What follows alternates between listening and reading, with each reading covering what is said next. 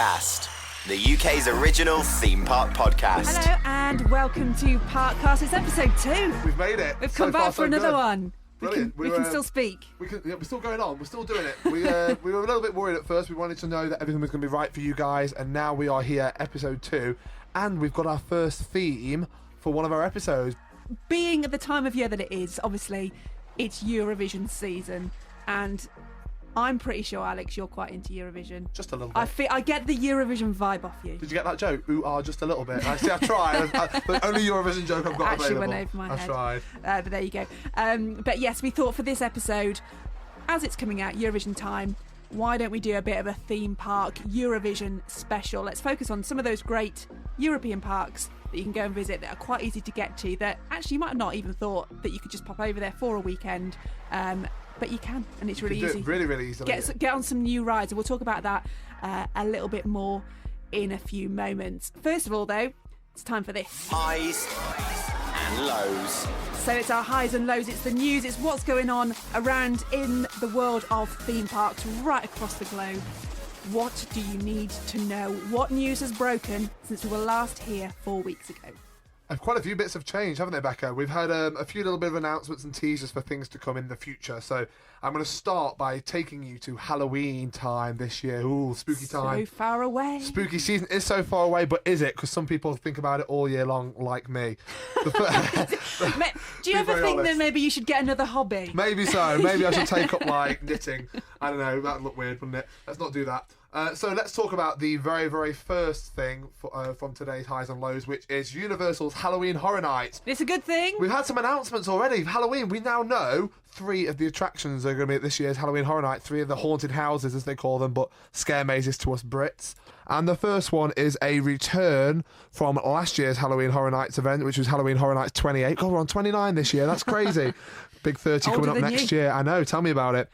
Stranger Things, massive, massive TV show on Netflix. So many people watch it. I mean, I haven't personally. I'm sure I will at some point. Have you watched it, Becca? No, it's don't like scary things. Okay, so there we go. I'm basically a massive wuss. Yeah, so Halloween, we'll leave Halloween to me on that one. Becca's a little bit terrified of anything that goes bump in the night. She even gets scared looking at a ghost train, I've heard, not just going on them.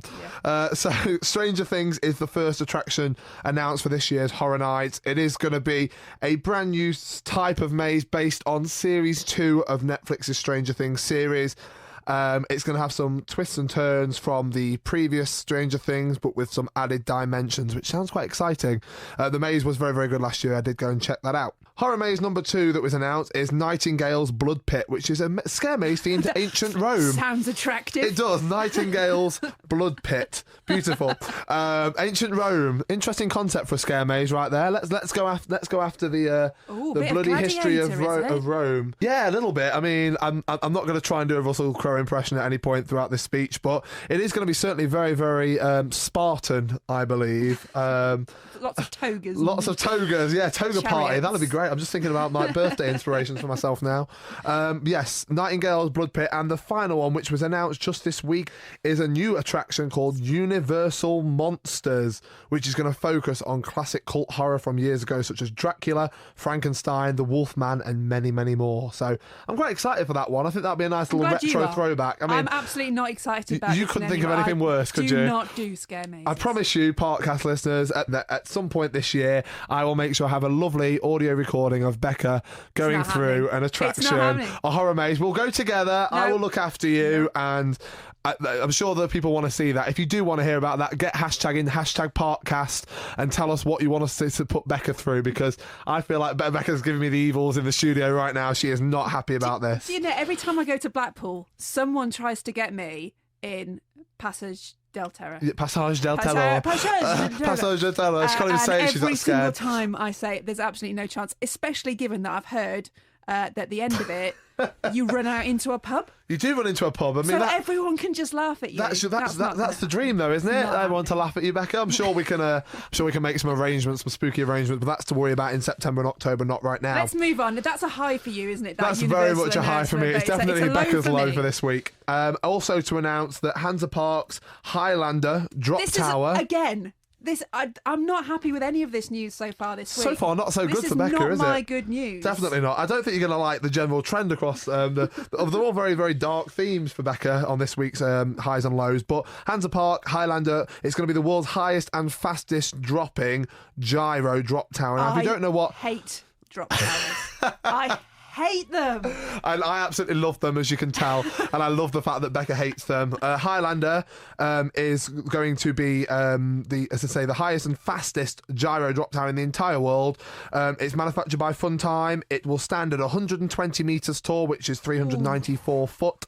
It's got 24 seats, and the fastest point of the drop tower, get ready for this, Becca, hold on to your stomach, 75 miles per hour. 75 miles per hour at its fastest point. Horrific. Does it tilt? As well, I won't say it tilts, however, it's a gyro drop tower, so that means if you've been to Winter Wonderland at Hyde Park, then you'll definitely know what a gyro drop tower is. A bit like the Hangover Tower there, where the seats actually move around the tower, just to give you a nice panoramic view of the area before you plunge 75 miles an hour down to the ground, 120 metres. Oh, Becca, it sounds like paradise, doesn't it? This is the weird thing about me. So I absolutely love roller coasters. I will go on any roller coaster in the world. It doesn't faze me.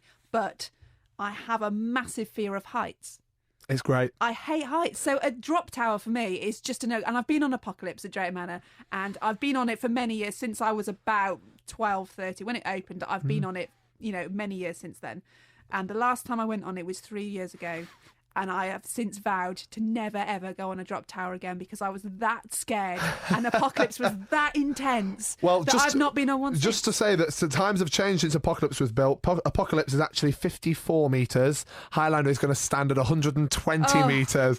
Becca is actually holding onto the desk so tightly right now in the studio. She is terrified just thinking about it. How about we try and get her on it? Anyway, moving on. Legoland Windsor has recently opened its Haunted House Monster Party. Hey, a bit more of a fun side of horror there. The Haunted House Monster Party. It is a new Vekoma Madhouse that opened at Legoland Windsor this past month, and I was actually there at the opening of that attraction, and they did a little nice opening ceremony with all the characters. The park operations director did a nice little speech before allowing guests into the mansion, and I've got to be honest, it's a very, very fun madhouse. I really enjoyed it. So if you don't know what a madhouse is, explain the concept for that. If you've never been to Alton Towers or Drayton Manor, where they have them also like Hex or The Haunting, it's a attraction where you will take a seat on a bench, the lap bar will come down, and it will move a little bit like a pirate ship indoors, but only very, very slightly on a gradient, and the room around you will move upside down, so it actually creates the illusion that you are moving around the room. And even me, it still gets me sometimes.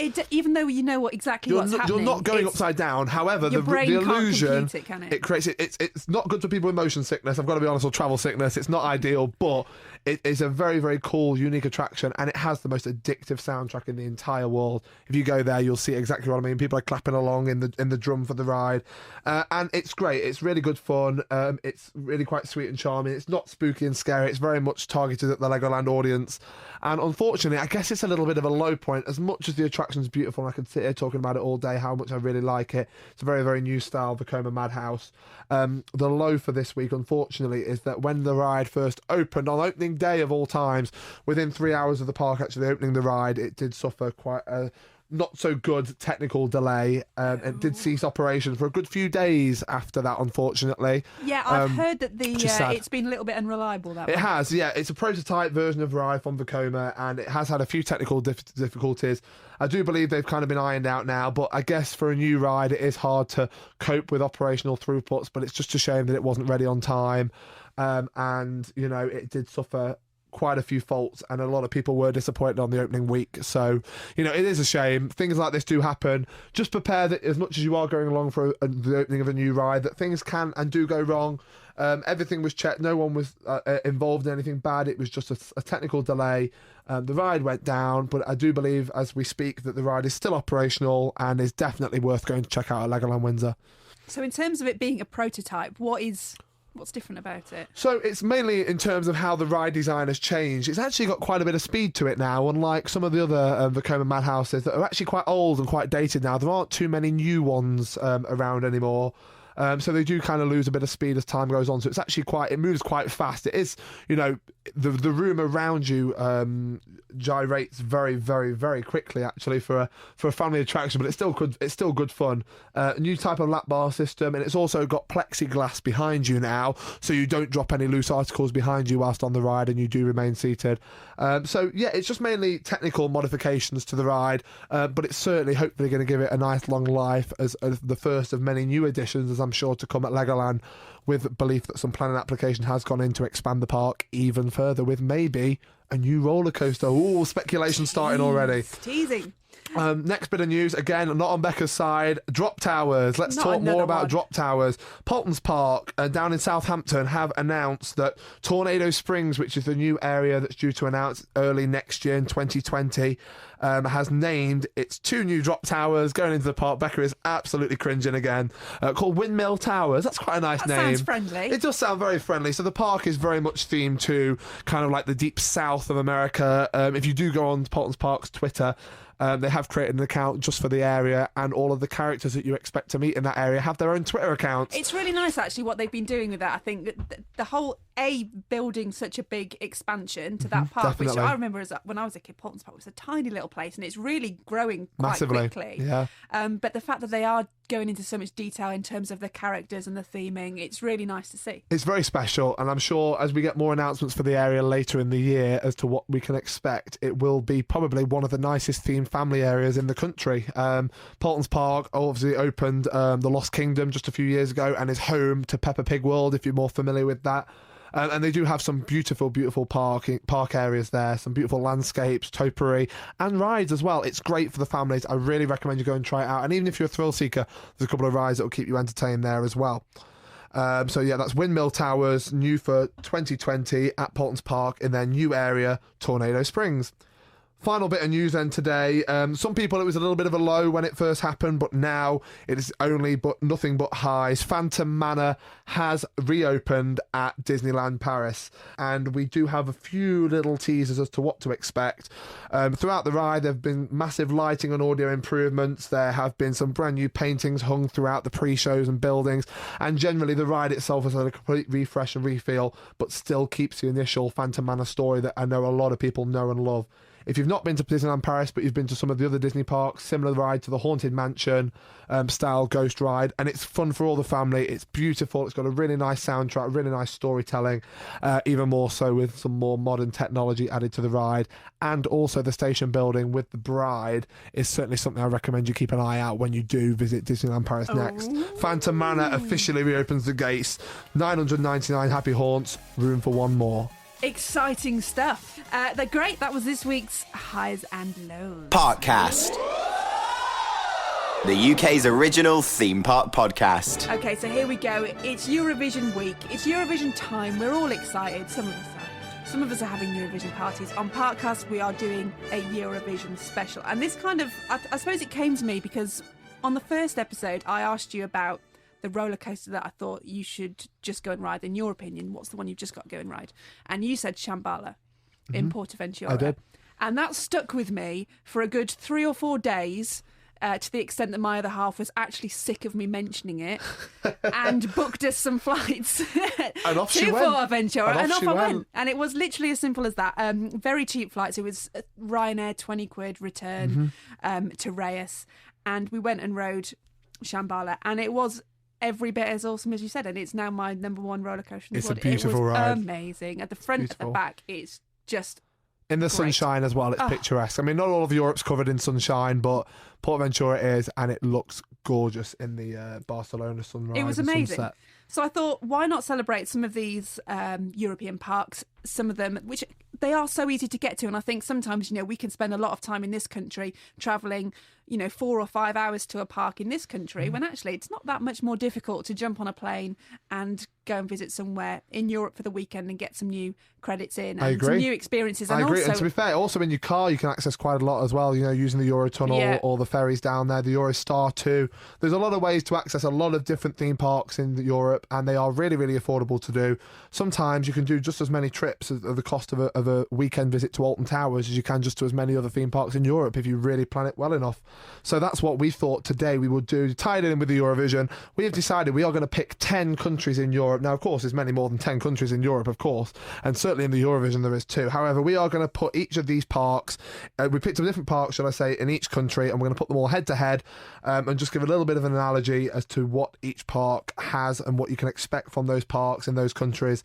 And we just thought we'd do a little bit of a talk about that, and we're also going to read out a couple of your inputs and suggestions that you've sent in to us on Instagram in terms of what you think about European parks, which ones are your favourites and why. So shall we go through the 10 countries first? Would you like me to give you a little bit of a list? So we're going to start with Germany, the Netherlands, France, England, Spain, Italy, Sweden, Belgium, Denmark and Poland. Now, 10 very, very predominant countries with some very, very predominant theme parks in them, quite rightly so. Now, we are going to, of course, ignore some other parks in these countries. We aren't going to have time to go through every single major one.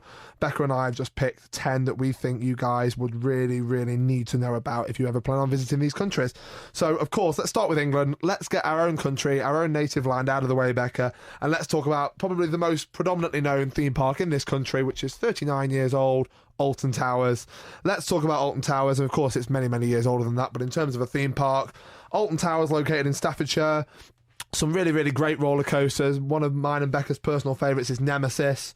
We absolutely love that. We did a little bit of a speech about its 25th birthday on the last episode. We love that park. It's beautiful, it's charming, it's got a lot of history, some incredible picturesque views of the Staffordshire moorlands. I think Alton Towers as well, it's really turned a corner in the last few years. There was definitely a point, maybe 10 or so years ago, where you really felt it was being run into the ground. Definitely. And I think we're really starting to see now that they are giving that park some love. And to use some of their promotional branding right now, the power of the towers is thriving. The park is absolutely thriving. It's electric. Obviously, we had Wicker Man, which was new for last year in 2018. There's some other big, incredible roller coasters there. Oblivion, Rita, 13, the Smiler, Galactica, of course, I can't ignore. It's still there. Spinball Whizzer, as much as I call it Sonic Spinball. There are some great rides at that park, including some great dark rides and other attractions. A beautiful park, which means a lot to both Becca and I. Many, many memories of visiting that park over the years.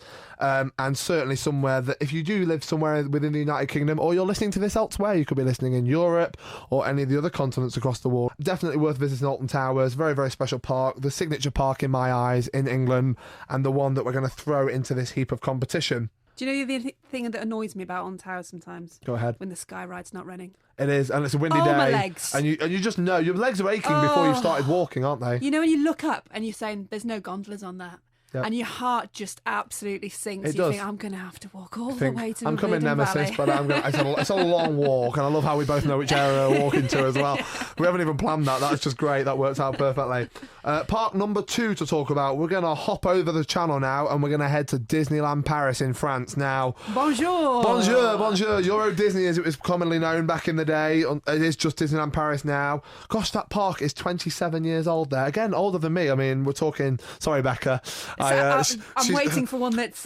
she's waiting for one that she's not old enough to remember opening as a theme park. But those will come in time, don't worry, I'm sure. Anyway, so Disneyland Paris, of course, notorious because it's owned by the Walt Disney Company. And includes a lot of Disney-based rides and attractions. Probably the most well-known and certainly one of the most well-visited parks in Europe. People come from all over the world to visit Disneyland Paris. It was the first European-based Disney park to open. Still the only, of course, but certainly very, very significant for those who love the Disney parks and also the Disney movie franchises.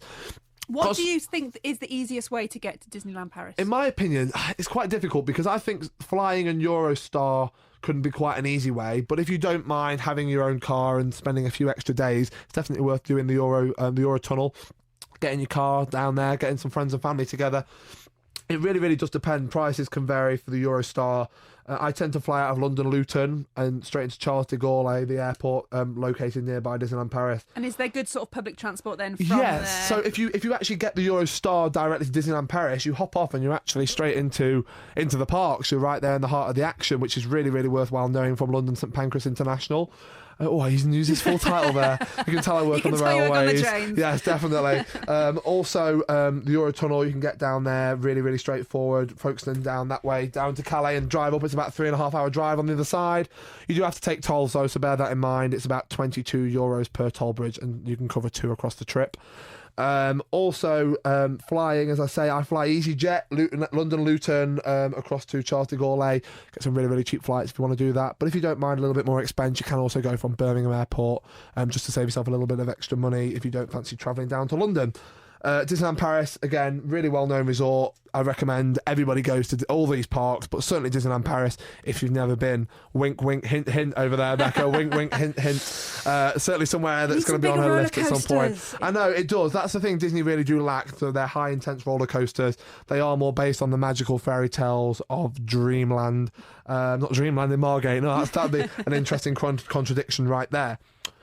Park number 3. Where are we going? Where are we heading? To the Netherlands, and we are going to talk to you about Efteling. Very, very similar in terms of fairy tale, folk and fantasy, like Disney. That was very nice, that analogy there. Even plan that. I know, that just kind of came out of nowhere. It was great. You can tell I'm also a thespian in my spare time. Efteling, a beautiful park located in the Netherlands. Got some really, really charming fairy tale mystical rides there. Of course, I'm going to say this one, Baron 88 Very good. Baron 1898, the roller coaster, the B&M dive coaster, similar to Oblivion at Alton Towers. I've seen this, and it is one of those parks that's on my list. I think I really should go there, but one that doesn't tend to get talked about outside of enthusiasts. No, definitely not. They're very much enthusiast based at that park. There's a lot of charm, a lot of history, and it's like Oblivion, but amazingly intricately themed. Yes, steampunk inspired with a few extra twists and turns than what Oblivion hasn't got. And also that park as a whole is very, very centred around the land of make-believe, although it doesn't have any IPs plastered across the park. That's quite nice, though. It is very nice. It's very charming. Obviously, the Netherlands has got a lot of history with the Grimm brothers and many other fairy tale folk stories from many years ago, and the park really does play to its strength and is very, very charming, beautiful, fun for all the families, whether you're a thrill seeker or just a small child who wants to be whisked away into a fairy tale world. Everybody can be immersed at Efteling, and I also recommend staying on site there. Again, a park that is you can drive to across the Euro. You can get on the boat, can't you? You can get on the ferry boat across, and it'd probably about a 4-hour drive to get there on the other side. You can do it in about the same amount of time as Disneyland Paris. So if you tend to often go across to Disneyland Paris, why not take a trip across Belgium into the Netherlands and visit Efteling? You might have to get the ferry from Hull, though. Maybe so, yeah, or maybe every cloud. Yeah, every cloud has a silver lining, and we're going to move quite nicely onto number 4 on our list now. Is that number 4? Yes, number 4. Gosh, Alex isn't reading his notes correctly. We're now going to move to Plopsaland de Pan. Yes, I did say that right. I already love the name of this park. In Belgium, we're going to talk about Plopsaland de Pan. Yes, I'm saying that right. I'm sure that's going to become an internet meme later today. Plopsaland is a very... Every time you say it, I just It's want to true. laugh. It's great, isn't it? Let me say it one more time for you. Plopsaland de Pan. I need a mug with that on it. Definitely so. Just underneath, so no one has to really read it. Plopsaland de Pan, I'm going to say it one more time, there we go, is a very, very cute park with some actual great attractions in it. It's a very, very special park. I know we both know Sean from Theme Park Worldwide absolutely loves that park. It's very, very special, really accessible as well, guys. Again, you can do it on the Euro, if you go on the Euro tunnel or catch the ferry boat across to mainland Europe. You can see quite a lot actually by doing that, but certainly Plopsaland is one. Becca needs to compose herself here a little bit. I'm going to struggle to get through this. So let's talk about Japan as a whole, which is the area it's located. Very, very mystical knights and princesses, fire-breathing dragons at Plopsaland. Caught off guard there. She wasn't ready for that one.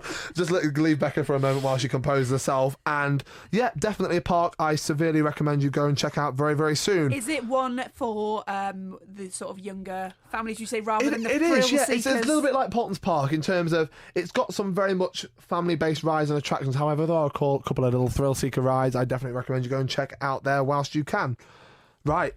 We're at the midway point now. We're getting there. Becca's needs to compose herself after Plopsaland de Pan. What's the next one gonna be? Well, I can't guarantee the names will be any better, but let's give it a try. We're going to go to Denmark now, Becca. I'm going to talk to you about a very, very old park. Becca's thinking, yes, I'm not as old as this park. Tivoli Gardens. At last! At last, I finally outlived I've been outlived by one of these parks. Tivoli Gardens in Denmark, Copenhagen to be more precise. Again, a very, very history-based theme park, very similar to Alton Towers. Celebrates many, many years history. I believe it's 200 and something years in terms of, how long that area has been built up by tourist attractions, which is very, very special. The oldest park in the world or something like that? I do believe either that or Bakken. It's one of the two, which the two parks were located quite close by in Denmark. They're the most iconic parks in Denmark. I was going to say the Netherlands then. Yeah, Tivoli Gardens, very, very celebrated through its landscaping and architecture, very much so like Alton Towers. And a park that everybody who tells me has been there, Becca and I, of course, haven't been yet. But a park that definitely is at the top of my bucket list with many other beautiful, charming, history-based parks in Europe. And I guess you really need to fly to Denmark, don't you? You do need to fly to Denmark. However, again, if you plan it well enough, you go onto Skyscanner, you look at flight options, very, very easy to do. And a lot of people tend to go to Denmark, to Copenhagen to be precise, for Formula One. And the racing at the same time. So if it's something that is of your interest, definitely something worth merging in if you haven't done already before. Surely you've got to go to the Lego factory if you're going to Denmark. I suppose so, yeah. London, all the history around there, of course. Lego is so significant across the world. I'm sure you could probably make quite a few days in Denmark. I'm sure it'd be quite different. I don't really know what to expect. I've never thought about it up until recently. But yeah, Tivoli Gardens in Denmark is park number 5. Right, moving on. Park number 6. God, the Eurovision's really heating up now. We think we already know who's going to get nil. Do you already know who your winner is, or is your winner still to come? My winner's still to come. If you are representing one of these countries, you've got your flags waving in the air. You've got one of those horns called that you get at a football match. Like the air horns. Yeah, the air horns. Yeah, the ukulele. That's the one. And then you get those inflatable sticks that when you hit them together, they make the most awful of racket. That's how hot the competition's getting right now. We're now going to throw you into Germany. Now, yeah. Most theme park lovers will talk to you about Germany and how wonderful these parks are. And it was really hard to narrow down out of both Phantasialand and this park that I am going to talk about, which is the one on our list. I'm not sure which one you're going for here, then. Or Europa Park. Out of the two. Oh, I thought you might have had Heidi Park. Did you think Heidi Park? Okay, Becca's throwing in curveball number 3 there. Heidi Park, of course, another park worth mentioning. We'll come back to that a little bit later on. Europa Park in Germany. Beautiful resort. I mean, I've not been. I am basing my assumptions off of people I know who've been, what I've seen, what I've read. But looking at the architecture of some of the buildings and the resort hotels they have at that park, it is a multi-day park. It's somewhere that you don't want to go to just for a day and come home. It is somewhere you want to base 4, maybe 5 days at. And also later this year is opening Rulantica. I'll say it correctly. Rulantica, which is going to be their new indoor water park, which is actually going to be the largest indoor water park in Europe. Oh, very nice. Very, very exciting that is. I look forward to that. It's going to be the 3rd biggest in the world too, worth mentioning there. Europa Park, some great thrill-seeker attractions. Blue Fire, of course. Silver Star. So Blue Fire, the Europa Park's got...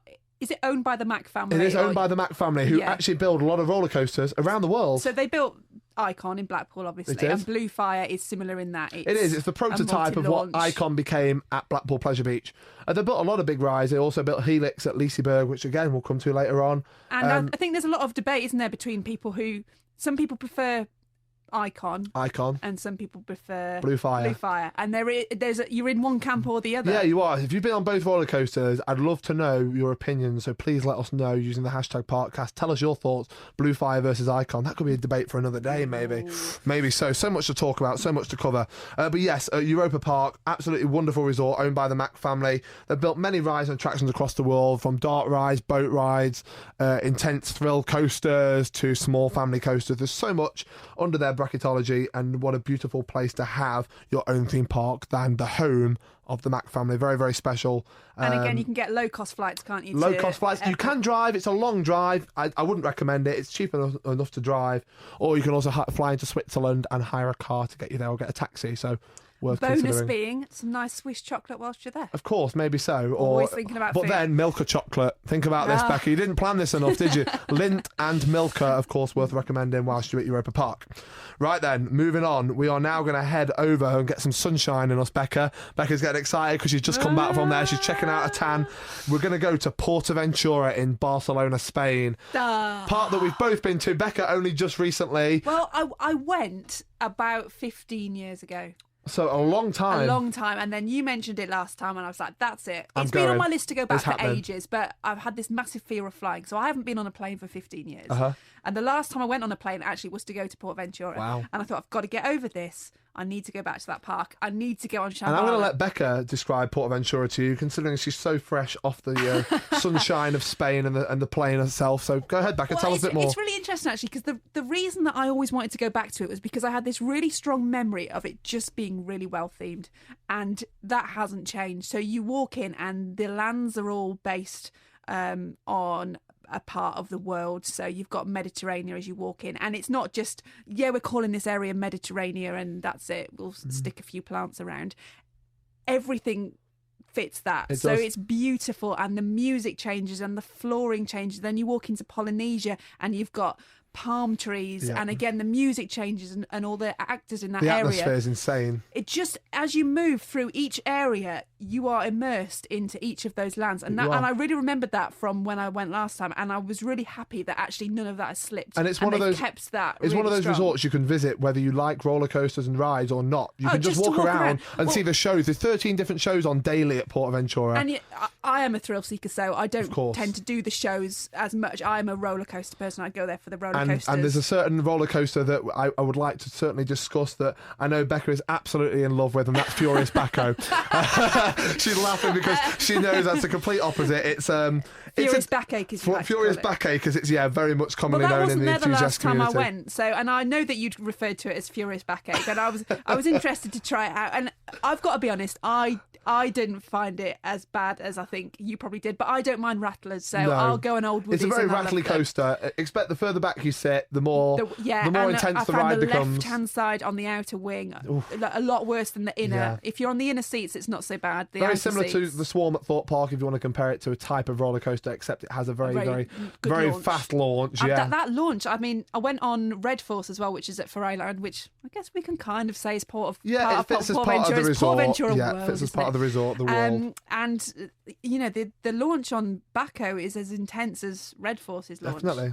It's a Rita-esque Yeah, I agree. launch, but you're on a wing coaster and your feet are dangling, so it's it's an experience. But the park's beautiful, and the only thing that I've got to say about it, and I don't know if it's a cultural thing, but the park operations, you just tear your hair out sometimes at how slowly those ride-ups work. I think if you're staying on site or you're staying locally, it doesn't hurt just to get the express at Portaventura, just to cut those wait times down. We did do that actually, but it's just infuriating when you've got a ride with that one ride up on and they're walking really slowly. Baco, I mean, we timed it at 1.8. It was 4 minutes something to dispatch a train. It's a long time. Isn't really when you've got a full queue of an hour and a half. It's they a should long be time to be waiting people.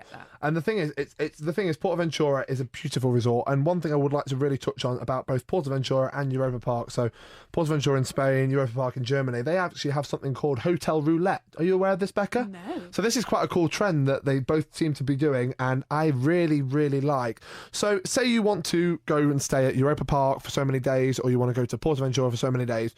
Like you would on most theme park websites, you wanted to book a resort hotel, you would type in what dates you want, who's going, and what it'll do is it will come up with an option that says Europa Park Roulette or Portaventura World Roulette.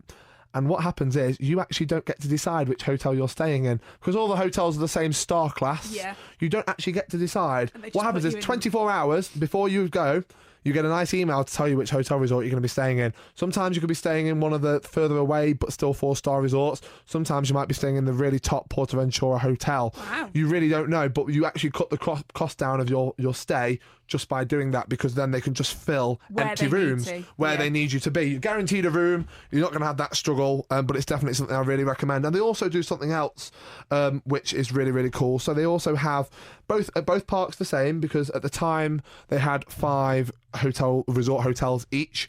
You do something where if you book a 5-night stay, you get the 5-night roulette special. So each night you will get to stay in a different one of the 5 hotels across your stay. Wow. What happens is you check in to the first hotel, they give you all the information you need to know about your stay. You put all your bags into your room, they'll do it all for you. You go off on the park, you come back, you sleep that night. You get up the next morning, make sure your suitcases are at the door of your hotel room, and you will get told to be at the next hotel at check-in time whenever you want to check in. And then you'll check in, your bags will be waiting for you in the next hotel room, they do all the transitions for you, which I think is really, really cool. Nice So you to get try a out a few little bit of a different- taste of a different Yeah. hotel room each night. Obviously, if you plan on taking 12 suitcases, like Becca for all the hair products. Not on Ryanair. I have to remortgage the house. That's for Nick, that one, for the hair products. I think Becca's definitely agreeing with me. Sorry, Nick, if you're listening. I'm sure he will be. But definitely a really, really cool idea. Some really unique ways of booking a hotel stay at a theme park. Sounds like good fun. Yeah, and we stayed at El Paso, actually, at Portaventura, and I would recommend it. We had to move rooms one point because they started drilling a hole in a wall at 8 o'clock in the morning. Good time, Which, yeah. Great time. as you can imagine, I enjoy my beauty sleep, so I wasn't. Did you have best any pleased. siestas whilst you were in Spain? No, I've gotta ask. too many roller Too many coasters. roller coasters to ride. But I if mean, you I could fall asleep on Shambhala. I'm that cosy. If you Beautiful. stay at El Paso, actually, what's quite nice is there's a terrace that you can sit out on with Mm. a nice glass of sangria, and it overlooks Red Force. And you can just watch it going round at the end of the day. Special. It's a little, Very, very special. recommendation for you there. Right, moving on on. from Portaventura in Spain, so we'll be certainly talking about it all day otherwise. We absolutely love that part, both of us. We're going to fly over now to Italy. Again, Italy, you are going to have to cover using flights, but I definitely recommend if you get a chance to go and visit Lake Garda. Oh, teasers already. Beautiful area around there. I'm sure there's many, many things for people to see and do, especially now. Go and visit Gardaland in Italy, a very, very special theme park. And is actually owned and operated by Merlin Entertainments. Woohoo! Is it covered on your annual pass? It is not covered on your Merlin annual pass. However, if you have the Merlin VIP pass, it is included. Merlin Entertainments, who of course operate Alton Towers, Chessington World of Adventures Resort, Thorpe Park Resort, and Legoland Windsor in the United Kingdom, plus Heidi Park in Germany also. In my opinion, from what I've heard, Gardaland sounds to be the mega Merlin theme park resort.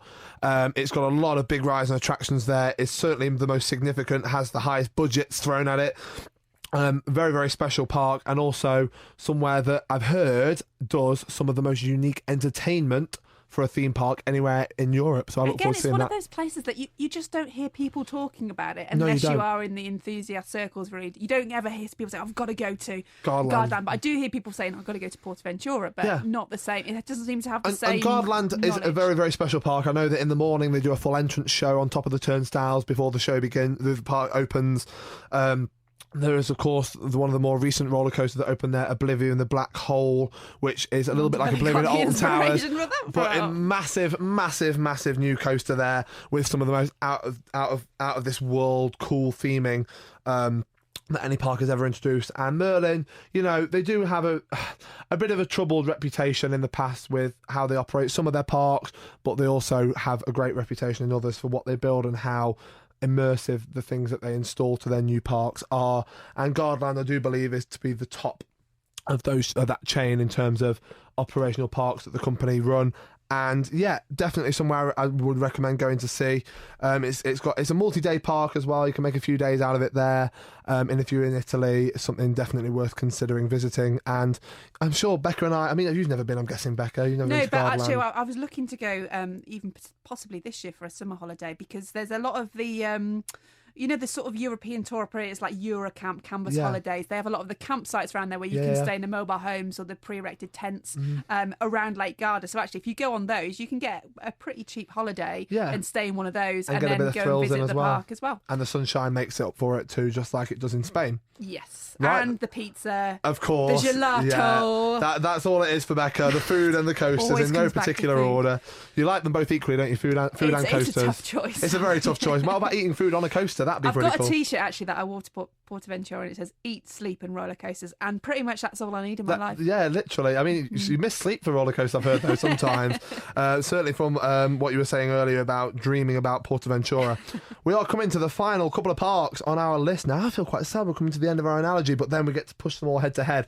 So, Energylandia in Poland. Oh, Poland Polski. next. Yeah, I don't know what you just said. Poland. Is that what you just said? I Did think you- so. I think did you all say it Polish. Polish in You either said Polish or Poland in Polski. Polish. Wow. Polski. There we go. So Energylandia is a park which I hadn't really known a lot about up until very, very recently. However, it's getting a massive push in terms of roller coaster investments. It recently opened Hyperion, a massive new coaster that opened at the park, Hypercoaster, very, very special. But who who manufactured that one? I believe it's Intamin. Am it? I right? Am I right? I don't know. You're looking at me like it's right. Somebody will correct us on that. We should probably know the answers to this. We should definitely have put the resort info into that and the research in. We'll fire a researcher later on, Becca. Don't fire me, please.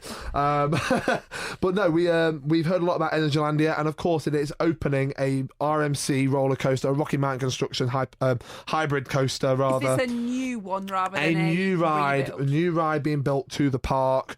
Something very, very special. I mean, Poland, again, is somewhere I've never really considered visiting. However, it's very cheap whilst you're there. I've heard so, yeah. You can get a McDonald's meal for about £1.50, I've heard, which is quite exciting. Sold.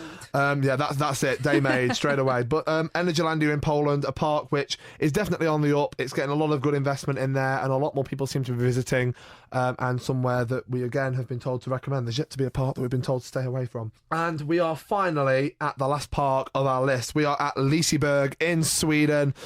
Sweden, wow. The home of Eurovision. The home of Eurovision. The home of ABBA, IKEA, you name it. They've got it. Great Swedish chocolate. And, of course, meatballs. Becca and her chocolate and meatballs. Let's talk about Liseberg. Again, somewhere neither of us have been, but again, it's probably right towards the top of our list. I've got to say, I think Germany and Sweden are the two countries that are top of my list to go to ride some roller coasters next. Very, very special. I mean, I did go to Sweden for some theme parks. I went to Gröna Lund and Kolmården a couple of years ago, but I never got a chance to visit Liseberg, the home of probably one of the most talked about roller coasters in the community, if not across Europe as a whole, is Helix. Helix. Shout that as we're going around. That is a bit of a throwback for you there. Helix, a very, very special Mack-built roller coaster, Mack Mega Coaster, that opened at the park a few years ago, and wow, I mean, so many good reviews from that ride, so many good reviews from that park, and that park is really, really investing.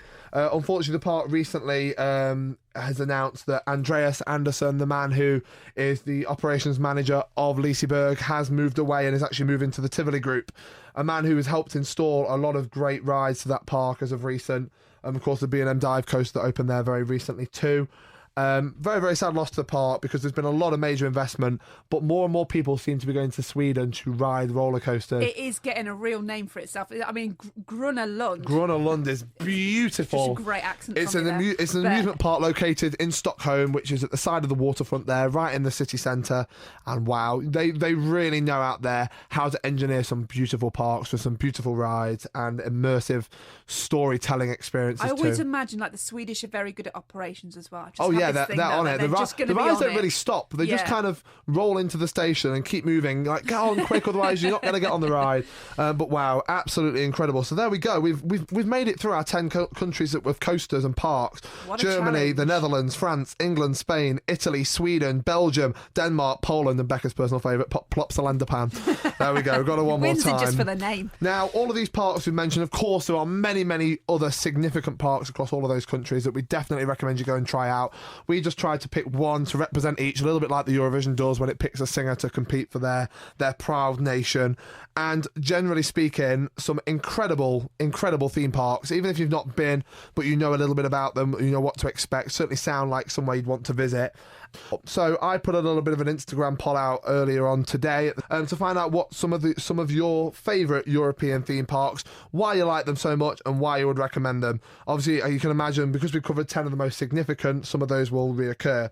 First things first, though, I've had somebody said Blackpool Pleasure Beach. They have made a very historical-based amusement park. And this is from Mr. 3BBS on Instagram, by the way. Thank you very much for your input. Have made a very, very history-based amusement park into one of the most must-see amusement / theme parks, which I agree with. It is becoming more like a theme park. It's worth visiting in the whole of the UK. Pleasure Beach is beautiful. 10 till 10. Go for one of the late night ridings, guys. 12 hours of coasters in the sunshine by the beach. Sangrias for Becca. Ice cream and milk for me. In Blackpool. Maybe you could get away with it. I don't know. You might find them somewhere. Another one which was sent to me from Trin2000_ is Phantasialand in Germany. Such amazing rides and atmosphere across the park. Thank you very much, Trin, for sending that in. Phantasialand, of course, the home of Taron, another major roller coaster built by Intamin, triple launch coaster. A very, very quite small, packed park, but with a punch of a park to throw at everyone else too. Some really immersive theme lands and some great rides, and probably one of the most nice looking areas in the world, in my opinion. Klugheim, the home, of course, Taron. And let me just pick one more for you. I am going to pull out quite an interesting one here. Let's go for Poulton's Park from @ChrisPuck on Instagram. Now, Poulton's Park, someone we touched on earlier, very much an up-and-coming theme park in England. Somewhere that I certainly recommend you all watch and definitely go and visit very, very soon. Started, as Becca said earlier, as a very small park, but expanding rapidly, introducing some incredible rides and attractions, and I'm sure there'll be more to come for next year. And it's really good to see that some of the smaller parks are investing heavily and getting the revenue back to continue investing. Becca, I'm sure you're very, very pleased to see that, you know, a park that you said was so small years ago is getting so many new major developments like many other parks in Europe. It's just great for all of us, isn't it? The better that these parks do, the better experiences we're all going to get. So it's great news. It's lovely to see. And there we go. 10 countries, 10 theme parks. Tell us what your favourites are. Get involved on our social media channels and tell us a little bit more about what you think about these European theme parks. Yeah, you can follow us on Instagram. We are @Parkcast. And you can also search for us on Facebook as well now. And Twitter, we're covering Twitter, all. We're branching across YouTube, and of course you can stop the world. And you can, maybe so. And of course you can listen to us on Apple Music, Spotify, and Audio Boom. Parkcast. So I hope you did enjoy that little foray into Europe. I think it's always nice to see, you know, what is out there. Some parks that don't get talked about that often as well. If you are maybe, you might be an enthusiast, or you might just enjoy going to parks and you've stumbled across this podcast. So it's always nice to see what it is that you could go out and visit there in Europe. We like to end each podcast with this, though. Parkcast. Just gotta ride it. So this has just got to ride it, and this is the part of the show where we get a recommendation for a ride that we think that you should just go and try. It doesn't have to be our favourite rides. It's just a ride that you love, and there's a reason why you love it. So last time, Alex, you told us about Shambhala. I did indeed. I'm going to talk to you about one this time, but actually we want to hear from you for next time. So if you've got a ride that you think fits this feature, just got to ride it. Let us know on Instagram. Drop us a comment, drop us a message, and we'll get speaking to some of you as well and find out what roller coaster or ride recommendations you've got for the rest of us, so we can all be on the same page. So this month, I'll tell you the one that I'm going to pick, and this is controversial. Uh-oh. And I already know that you are not going to agree with me on this. Uh-oh. And it is the Grand National at Blackpool Pleasure Beach. Oh. And you can stop right now before you even say it, because I know what you and Sean say all the time. Every time I talk about this ride, I get RMC it. RMC the Nash. Let's get it trending. No. So for me, right, okay, if you haven't been to Blackpool, firstly, just go. It's a great park. Like we've said, late night opening, loads of rides. I'm just going to click my back into place. There we go. Minimal queues. It's a great day out. I love it. I love that park. It's somewhere that I grew up, and I love it. The National is one of those roller coasters. It's one of the first major roller coasters that I remember riding as a kid, so that's very special. Mm-hmm. I just think it is amazing fun. I just love it. It's very clever. It's what we call a Mobius loop. So it's one continuous track which forms a racing coaster. So you leave one side of the station, you come back on the other. And every time I've ridden that coaster so many times. I don't even know. I couldn't even tell you how many times. And my back is still completely intact, by the way. Ouch. I've ridden it at the back, the front, everywhere. And I just love every time I get on it, I still get the same excitement going up the hill that I did the first time. I think that first double drop that you get down, every single time it looks like you're not going to make it up the second hill. And it's even got that little bit of a chain grab at the top to just kind of make sure you don't roll back down. I was going to say, if you make it, then you've done very well. And it's a racing coaster that does every time. You cannot predict which side's going to win. It's not like one side's got into its groove and that train will always win. It's different every time, and I just love it. And I just think it's iconic. I've got some of the bits of wood, you can buy it in the shop. That was a bad pun, making iconic, by the way. Just want to throw that in there about Blackpool. It is though, and I've got bits of wood around my house, random bits of Grand National wood from when they've. The house is full of wood. Bits. I might as well rechange the interior of the house. It's got that much in there right now. I just love it. I do, and it does upset me when you guys are RMC, because I think genuinely, if we did that to it, we would lose. I want to talk to you about the Grand National like I would talk to you about a piece of chocolate cake. Okay. So imagine you go to a very nice, say, pub carvery, and you've had your nice meal, and then you see a bit of chocolate cake, and you're like, oh, I might just get that for later on. Like at the time, you're really happy with your purchase. I bought a lovely big chunk of chocolate gâteau. Can't wait to get that home. It's beautiful. Look at it. It's moisture. It's wonderful. It's everything that we needed in our lives. But then over the years of it just being sat there in your kitchen, rotting away, getting bumpier and bumpier, mouldier and mouldier, dirtier and dirtier. This piece of chocolate cake becomes practically unbearable, so much so that your body goes, no, I don't want to do this anymore.